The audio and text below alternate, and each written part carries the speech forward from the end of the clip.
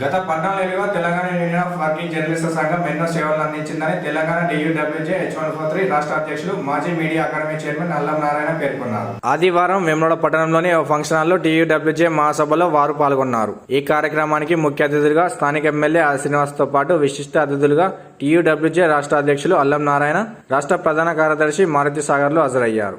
అనంతరం DUWJ H143కి సంబంధించి రాజన్న సిరిసిల్ల జిల్లా అధ్యక్షుడిగా వేములవాడ పట్టణానికి చెందిన లాయక్ పాషాను, జగిత్యాల జిల్లా, కరీంనగర్ జిల్లా అధ్యక్షులను నియమించారు.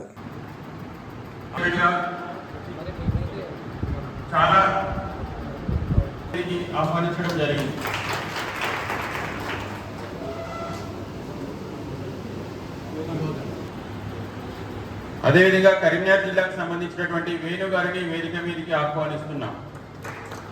మనము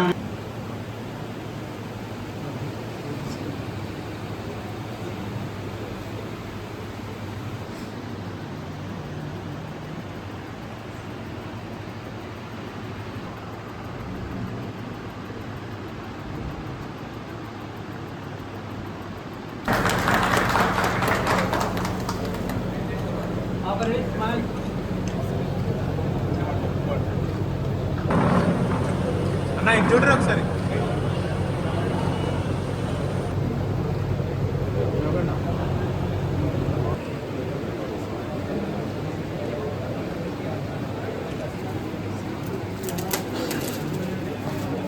కొంచెం బ్యాక్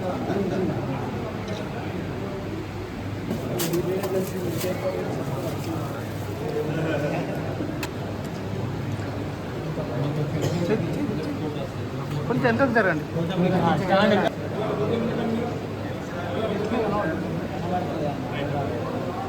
అన్నా పాలకులకు ప్రజలకు మధ్యన ఒక వారధిగా పనిచేస్తూ ఎవరొచ్చినా తెలంగాణలో కానీ ఎక్కడైనా కానీ మేము ప్రజలకు పాలకులకు మధ్యన ఒక వారధిగా ఉంటూ పని.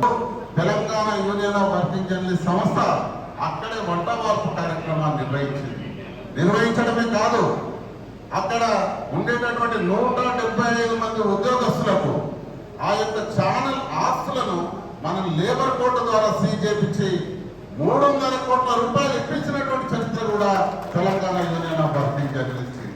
అదే కాదు, అనేక ఛానళ్లలో జీతాలు ఇవ్వలేని పరిస్థితి. CBR లాంటి ఛానళ్ళు, ఇంకా కొన్ని ఛానళ్ళు పేర్లు అనవసరం, కానీ ఎవరికి ఎప్పుడు ఆపద వచ్చినా ఒక ట్రేడ్ యూనియన్గా అల్లం నారాయణ గారి ఆదేశాల మేరకు వెంటనే ఆ ఛానళ్ళ దగ్గరికి వెళ్ళి మనం కూర్చోవడం, యాజమాన్యాలతో మాట్లాడడం, వెంటనే వాళ్ళకి జీతాలు ఇప్పించేటటువంటి పనికి శ్రీకారం చుట్టడం, ఇలాంటి అనేక కార్యక్రమాల్ని మనం నిర్వహిస్తూ పోతున్నాం. ఈరోజు మా యూనియన్ నాయకత్వం అందరికీ కూడా ఇవ్వాలంటే ఈ సమావేశానికి మన ముఖ్య అతిథి ప్రభుత్వ ఆది శ్రీనివాస్ గారికి స్వాగతం. వేములవాడ, సిరిసిల్ల జిల్లా, అలాగే జగిత్యాల ప్రాంతం అన్నిటికీ కూడా ఇక్కడి ప్రాతినిధ్యం శ్రీనివాస్ గారు. ఈ అసెంబ్లీలో బిల్లు పెట్టే ముందు కూడా ఇవాళ మన ముఖ్యమంత్రిగా ఉన్న రేవంత్ రెడ్డితో సహా, అట్లాగే అప్పుడు ఎర్రబెల్లి దయాకర్ రావు గారు, రేవంత్ రెడ్డి గారు ఇద్దరు కూడా తెలుగుదేశంలో ఉన్న రిప్రజెంటేటివ్గా మన దగ్గరికి వచ్చారు. ఒకే ఒక్క SMS తోటి తెలంగాణ జర్నలిస్ట్ ఫోరం మీద పేరు మీద పెట్టిన ఒక మీటింగ్ అశోక హోటల్లో జరిగింది. ఒకే ఒక SMS రేపు జరగబోయే బిల్లుని ఆంధ్ర ఎమ్మెల్యేలు అడ్డుకునే అవకాశం ఉంది కాబట్టి మనం అందరం కూర్చుందాం, మాట్లాడుకుందాం, ప్లాన్ చేసుకుందాం. రేపు జరగబోయే బిల్లుని మనం ఏ ఆటంకం లేకుండా చేద్దామని ఇచ్చిన పిలుపుకి, అంటే తెలుగుదేశం, CPI, CPM, TRS, అట్లాగే కాంగ్రెస్ అధికారంలో ఉంది. కాంగ్రెస్తో పాటుగా మొత్తం ప్రతిపక్షాల నుంచి కూడా వచ్చి 63 మంది కూర్చొని గట్టిగాపూర్లో ఉన్న అశోక హోటల్లో జరిగింది. తెల్లారి ఎట్లా చేయాలి, మనల్ని ఎట్లా అడ్డుకుంటారు. ఇప్పుడు ఉంటే నీకు ముందు 2 అన్నారు, 9 అన్నారు.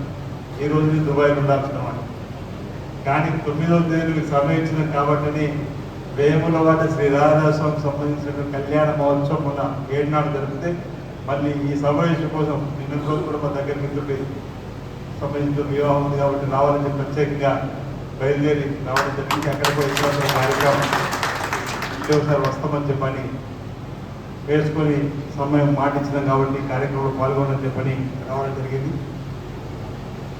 మన దేశంలోనే 4th ఎస్టేట్గా పిలువబడే రంగం పాత్రికేయ రంగం.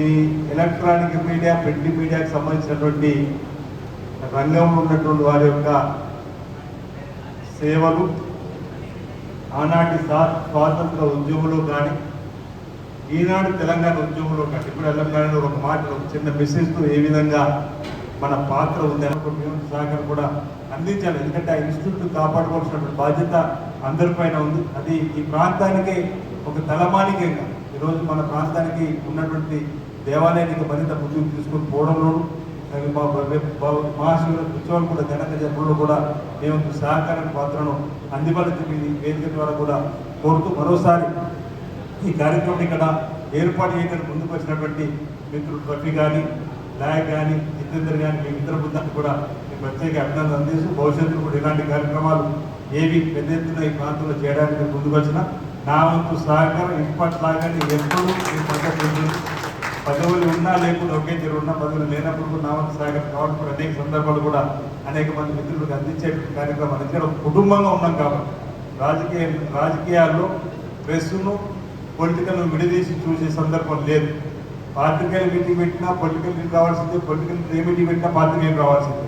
ఆ విధంగా కలిసి కోఆర్డినేషన్ పోయేటువంటి అనుబంధ స్నేహితులాగా మన మధ్యలో ఉంది కాబట్టి తప్పనిసరిగా భవిష్యత్తులో కూడా ఏదే విధానాన్ని కొనసాగించుకుంటూ ముందుకు పోదాం మాటను తెలియజేస్తూ నాకు ఈ అవకాశం ఇచ్చినటువంటి మరి తెలంగాణ T2WEకి సంబంధించినటువంటి మిత్ర బృందానికి పేరు పేరున ప్రత్యేక అభినందనలు తెలియజేస్తున్నాను. అందరికీ నా ఉదయం నమస్కారం.